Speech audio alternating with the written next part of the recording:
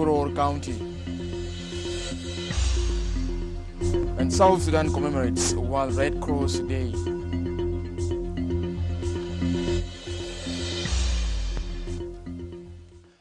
Hello, good afternoon, and thank you for tuning in to SSBC. My name is Mathiang Joseph. President Kiir on Wednesday has appreciated the commander of Gwalek Forces, General Johnson Olony, for responding to the peace initiative. President Kiir and General Johnson discussed strategies for integration of the Gwalek forces into SSPDF and other regular forces. SSBC's Leandro Lotok reports. Backwards never, but together marching forward. These were the words of General Johnson Olony when he met President Kiir in Juba on Wednesday. Olony is in Juba to oversee the implementation of the provisions of the deal he signed with the government a year ago. President Kiir expressed commitment to pull the country into the trajectory of peace and stability. He urged the leaders of Gwalek forces to take serious steps towards peace in order to end the suffering of the people. And then we agree the Mustaqbal University Sudan. University Sudan there Bukafina Kulan. Olony on his side expressed satisfaction with his reception in Juba, saying they have come for peace and will not go anywhere. جينا للسلام وقابلنا رؤساء كله بتاع الأركة الشعبية على رأسه الفقير استقبلنا باستقبال كويس ونحن قبلانين للسلام. جونسون أولاني انضم ل SPLM الأصلي. نطمن المواطنين اللي بيقول على إنه ما في سلام في الجنوب. السلام في الجنوب ده بتاعنا كلنا ونشتغل له كلنا. Presidential Affairs Minister Dr. Barnaba Marial for the nation. This meeting is especially for peace, unity, the President, so that coming together as one people is always important for our country. The concept of one army, one people, united, our King of Sholo is very clear about that position. His Excellency President also has welcomed General Olony together with his colleagues in safety and harmony in Juba. After this meeting, Olony is expected to discuss with defense officials the strategies of reintegrating his forces into SSPDF and other regular forces. Leandro Lotok. Dr. Riek Machar Teng and a special representative of the UN Secretary General Nicholas Haysom have discussed progress in the implementation of the peace agreement. The meeting also touches on regional issues, including conflict in Sudan and its impact on South Sudan in terms of economic and development. Haysom has called on the parties to the peace agreement to implementing the provisions of the agreement. Our conversation ranged across the issues affecting the region, the conflict in Sudan and its impact on South Sudan, and what can be done to bring that conflict to an end. I also had an opportunity of discussing the implementation of the peace agreement. I shared our concern that there was delays in the implementation of the various benchmarks set out in that agreement, and it was necessary to make progress. So a useful discussion, and it covered a wide range of topics. Minister Onyoti Adigo has called on the government to increasing the budget of agriculture to 10% towards boosting food security in the country. Ministers Onyoti and Josephine Lagu on Wednesday have briefed Vice President Dr. James Waneiga on their recent participation in the World Bank Agricultural and Livestock Dialogue in Zambia. The conference calls for implementation of the 2014 Malabo Declaration on accelerating agricultural growth and transformation to improving the livelihoods within the African continent.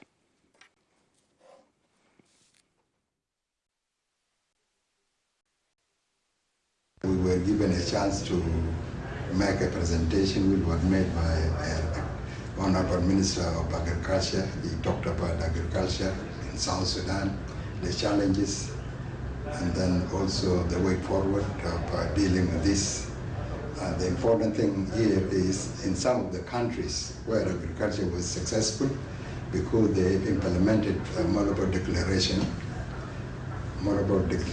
which was signed by all heads of state that 10% of the total budget of the country should be given to agricultural sector, which is not there with us.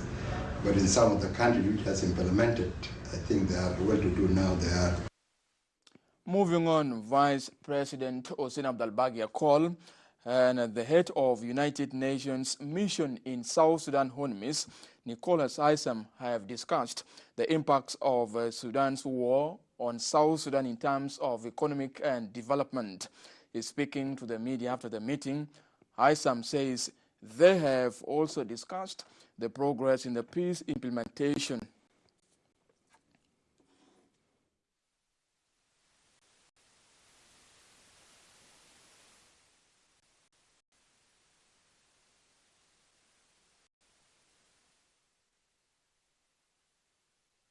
It was an opportunity to catch up on a number of the responsibilities that he has assumed on behalf of government, including the reports and commissions that he has led, but also in regard to general progress in governance generally, but particularly the implementation of the peace agreement.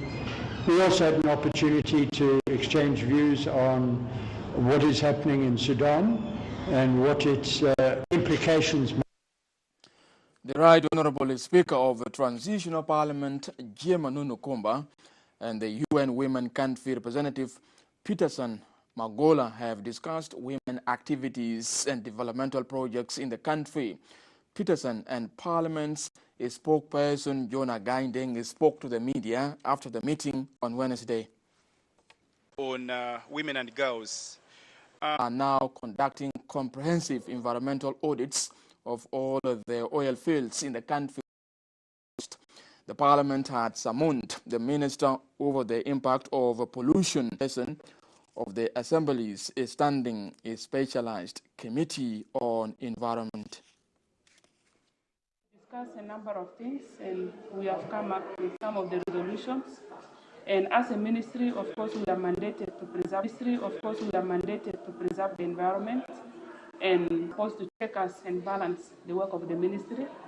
They are there also to pass the laws, and of course, one of the things was also the bill of the Minister of Environment. We have our policy was passed in 2015. We have. So we call the minister to plan what is going on in the oil producing.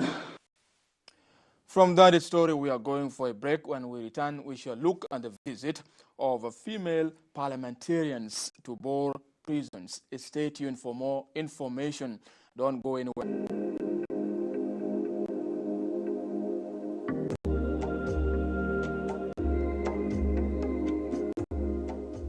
احنا جايين من الحرب ما عندنا قروش بنيجي نلقى احنا الحاجات السعر حقته عالي حتى المويه كان قبل كده ما في مويه لكن الحمد لله الناس المنظمه جابوا مويه بقينا نشيلوا مويه نجيب في الصف نشيلوا مويه ناكلوا ذره ما في اكل. المواطن الجنوبي محتاج رعايه بالنسبه للوضع الحاصل ده.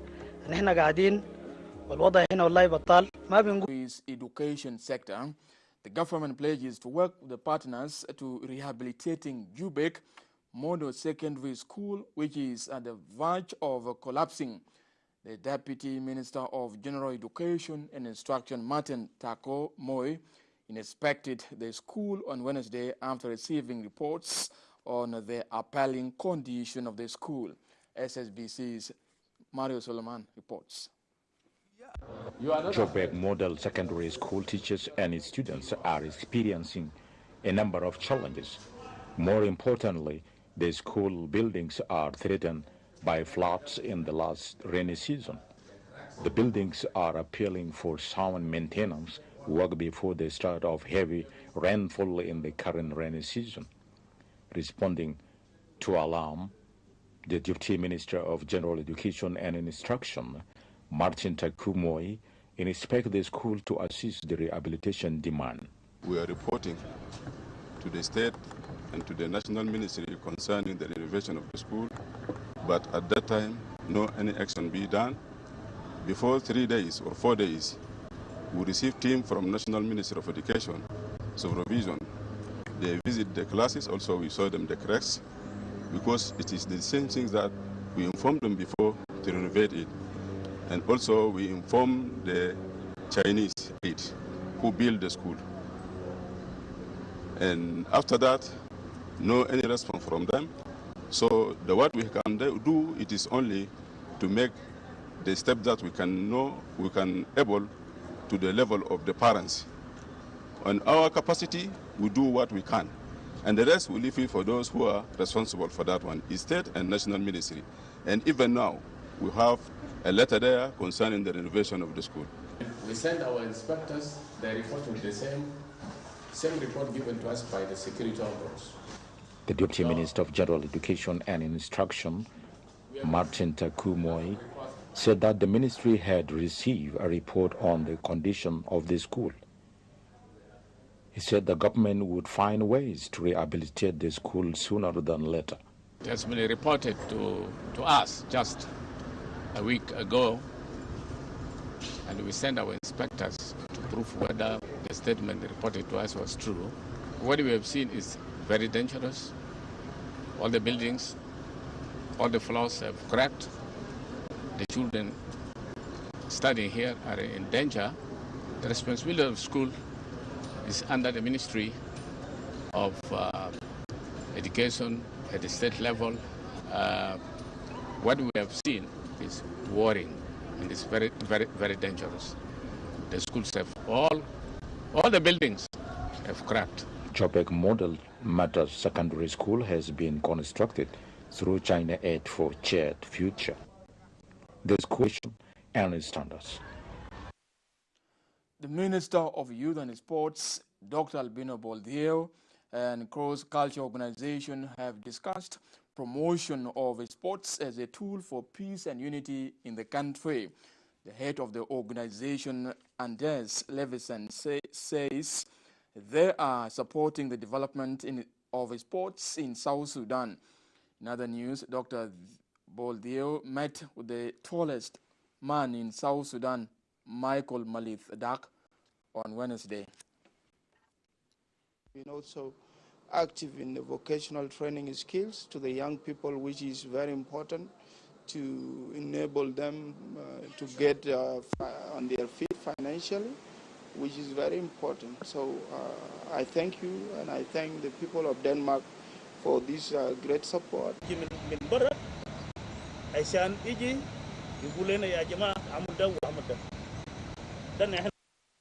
Now let's move to Jonglei State, where more than 1,000 people are receiving eye care services in Uror County of Jonglei State. The National Ministry of Health, in collaboration with the Toch Riak Gai Foundation, is now conducting an eye cam surgery in Uror County.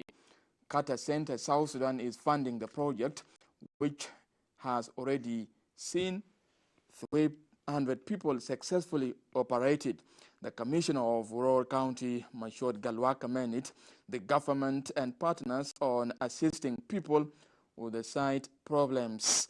A member of the National Parliament, Nyayang Lok, is in the area to seeing for herself the implementation of the project. This is a great job from the government to aid people in the country. Stay tuned for more information. Don't go anywhere.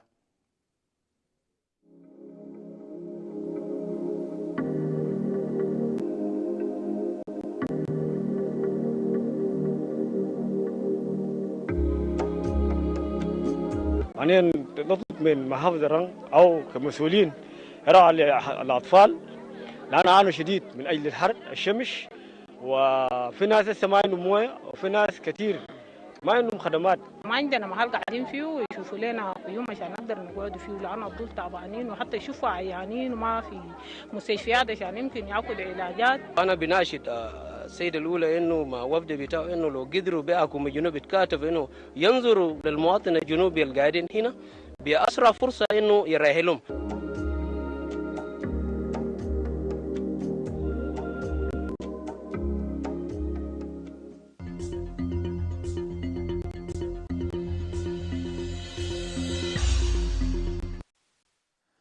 Welcome back and thank you for tuning in. We now go to Northern Bahr el Ghazal State where SPLM is nominating members who would soon attend the upcoming celebration for the sole nomination of President Kiir as the party's flag bearer in the 2024 general elections. Thousands of people from the 4 estates in Bahr el Ghazal and Abyei would soon converge in Wau for the occasion. SPLM Secretary in Northern Bahr el Ghazal State is Stephen Ayaga, and the Commissioner of Will North County spoke under this. المكتب القيادي بالحركة الشعبية بولاية شمال بحر الغزال على رأس هذه التنظيم على رأس هذه الاجتماع في مقاطعات. نحن سعيد جدا. This is very important for us as a youth from Northern Bahr el Ghazal State, SPLM Youth League. It is a great day for all of us to appreciate the leadership of President. South Sudan Red Cross and Red Crescent movement celebrated the International Red Cross Day by commissioning a new facility.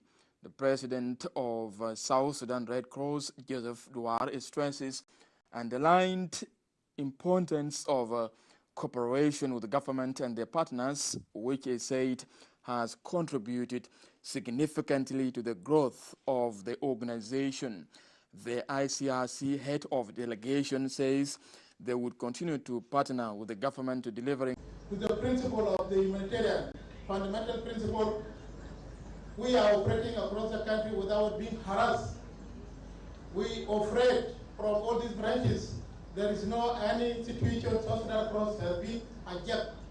Promoting this human dignity, which is essential, and here our volunteers are at the forefront of this work. كمجلس تشريعي عايز أكد للمنظمات الدولية والمنظمات الوطنية الموجودة هنا وكل العامل في تلك المنظمات التقيف معاهم هيأمن سلام. Crossing to Western Bahr el Ghazal State, where the state government and the United Nations mission in South Sudan, UNMISS, commemorated World Environment Day in Wau.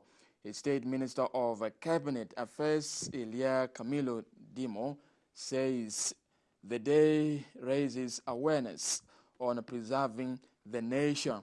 The State Minister of Agriculture, Forestry and Environment, Daniel Akwong, called on the Chinese contingent at United Nations mission in South Sudan to building the capacity of the ministry's employees.